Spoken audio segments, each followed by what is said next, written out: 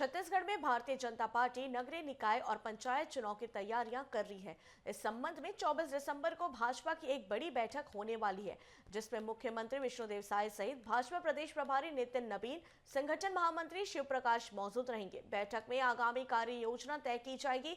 वहीं भाजपा प्रदेश अध्यक्ष किरण सिंह देव ने यह जानकारी देते हुए पूछे गए सवाल, संसद में राहुल गांधी पर हुई एफआईआर, छत्तीसगढ़ में चल रही आपराधिक घटनाएं, कांग्रेस संगठन के विस्तार के अटकलों पर से हमारे संवाददाता भूपेश टांडिया ने खास बातचीत की है। सुनिए।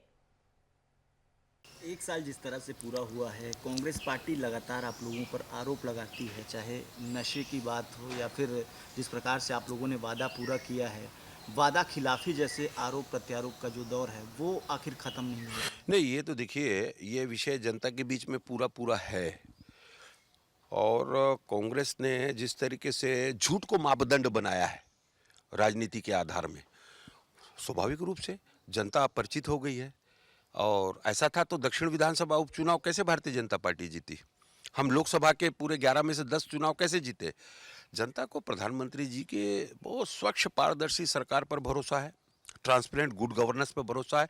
अब विष्णुदेव साय जी की जो सुशासन की व्यवस्था है उस पर भरोसा है। देखिए, विपक्ष के नाते ये बोलते, लेकिन ये इतना झूठ बोल रहे हैं। ये संविधान संविधान संविधान संविधान को बचाने वाले, संविधान के रक्षा करने वालों का कृत्य विधानसभा में एक पत्रकार के साथ, सम्मानित पत्रकार के साथ कैसा दुर्व्यवहार किया, क्या नहीं हुआ उसके साथ। छत्तीसगढ़ नहीं, पूरा देश देख रहा है। अरे, एक संविधान की नकली किताब लेकर हिलाते हुए, उसको हाथ में दिखाते हुए, और संसद में जिस तरीके से संसद की, लोकसभा की मर्यादाओं को तार तार करने का काम कांग्रेस ने किया है। राहुल जी तो बिल्कुल एकदम संविधान की सुरक्षा, तो काहे धक्का मारे? एक वरिष्ठ बुजुर्ग हमारे उड़ीसा के सांसद चोटग्रस्त हो गए, चोटिल हो गए, उसमें अस्पताल, इज इन द हॉस्पिटल, और साथ में और भी, मतलब आप उनका व्यवहार देखिए, टीवी में किस तरीके से बात कर रहे हैं और किस तरीके से एक रॉन्ग नैरेटिव सेट करने का। किस संवैधानिक संस्था पर इन्होंने भरोसा किया? जहां पे ये चुनाव जीतते हैं वहां ईवीएम ठीक है। छत्तीसगढ़ में जो इनकी सीटें आई हैं विधानसभा में, जो वहां ईवीएम ठीक है, लेकिन जहां बीजेपी के लोग जीतते हैं वहां गड़बड़ है। तेलंगाना ठीक है, वहां इनकी सरकार बन गई। कर्नाटक ठीक है, वहां प्रश्न नहीं उठाते। संवैधानिक संस्थाओं को अपने हितों के लिए उपयोग करना। अरे, 77 बार आजादी के बाद से अधिकतम समय 55 से 60 वर्ष इनके केंद्र में सरकार रही है। 77 बार इन्होंने संविधान को तोड़ मरोड़ कर अपने हित के लिए उपयोग किया है। इमरजेंसी का जवाब दे दे। इमरजेंसी लगाने के पीछे आशय क्या था? जितने भी देश के हमारे विपक्षी दल के लोग हैं, जितने भी पत्रकार बंधु हैं, जो इस बात को उठाते हैं, और जितना भी वर्ग समाज के लोगों को जेल में डाल दिया गया। ऐसे कई बार इन्होंने ऐसे कृत्य किए हैं जिससे संविधान को अपने हित के लिए इन्होंने तोड़ा मरोड़ा है। आज वो संविधान के हितों की रक्षा की बात करते हैं। छत्तीसगढ़ में हर अपराध के पीछे कांग्रेस की क्यों होती है? अभी आपने बोला नशा का विषय जो उठाया, कल ही मामला आया है। नशे के गिरफ्त में पकड़े गए चरस या गांजा के साथ कांग्रेसी नेता। कौन जवाब देगा उसका? उसके लिए क्या बोलना है इनको? जब ऐसा बात हो, वो उनका निजी मामला है। सूरजपुर में क्यों एनएसयूआई के जो कार्यकर्ता और पदाधिकारी है प्रांत के, वो हत्या के उसमें इन्वॉल्व हैं? बलौदा बाजार देख लीजिए। इसके पहले 5 साल की सरकार में किस तरीके से आधे लोग जेल में, आधे लोग बेल में। उस समय तो उनकी सरकार थी। आज 2-2 साल होने को जा रहा है, जमानत तक नहीं हो रही है उनकी।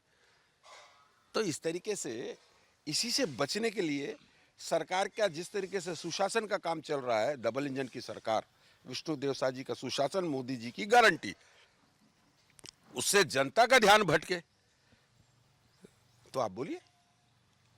बोलने की छूट, स्वतंत्रता तो है। विधानसभा में आपने बोला है पत्रकार को, एक हमारे सम्मानित पत्रकार की धज्जियां उड़ाई, किस तरीके से उसके साथ दुर्व्यवहार किया गया, उस जमीन में गिराया गया उसको, किस तरीके से पूरा देश देखा है उसको। इसलिए जनता सब समझ चुकी है। इसलिए जनता के हित में जो कदम उठाते हैं, आप बताइए, इनका कारवा क्यों लिटा 5 साल में ही? 5 साल में ही सरकार जनता ने उखाड़ के क्यों फेंक दिया? और भारतीय जनता पार्टी के ऊपर क्यों विश्वास किया? क्योंकि 15 साल में भारतीय जनता पार्टी की सरकार, पूर्व मुख्यमंत्री आदरणीय डॉक्टर रमन सिंह जी के नेतृत्व में जिस तरीके से विकास के मापदंड तय किए, और अब 1 साल में जो कर रहे हैं, एक ही साल में अपनी सभी प्रमुख घोषणाओं को पूरा करने का काम विष्णुदेव साय जी ने किया है। जनता इसे देखती है, समझती है। एक अंतिम सवाल है, आने वाले समय में नगरीय निकाय का जो चुनाव होना है, त्रिस्तरीय पंचायत का जो चुनाव होना है, विधानसभा और लोकसभा का जो चुनाव हुआ था जिसमें मोदी की गारंटी को लेकर आप लोगों ने चुनाव लड़ा था, तो ये जो नगरीय निकाय और त्रिस्तरीय पंचायत चुनाव होगा, इसमें किस तरह से वादे होंगे जनता के हित के लिए? देखिए, ये तो वादे और ये एक सूत्र है आदरणीय मोदी जी का, भारतीय जनता पार्टी का, हमारे राष्ट्रीय अध्यक्ष जी का, सबका साथ, सबका विकास, सबका प्रयास, सबका विश्वास। इसके तहत आप सोचिए आप कि जो योजनाएं, कल्याणकारी योजनाएं, चाहे प्रधानमंत्री आवास हो, चाहे मैतारी वंदन हो, चाहे 3100 में धान खरीदी का मामला हो, चाहे 21 क्विंटल धान एक मुश्त खरीदने का प्रति एकड़ मामला हो, ऐसे कई कई कार्य हैं। चाहे तेंदुपत्ता तोड़ने में जो 4000 से 5500 की राशि देने का मामला हो, ये किस स्तर पे क्रियान्वित होती है?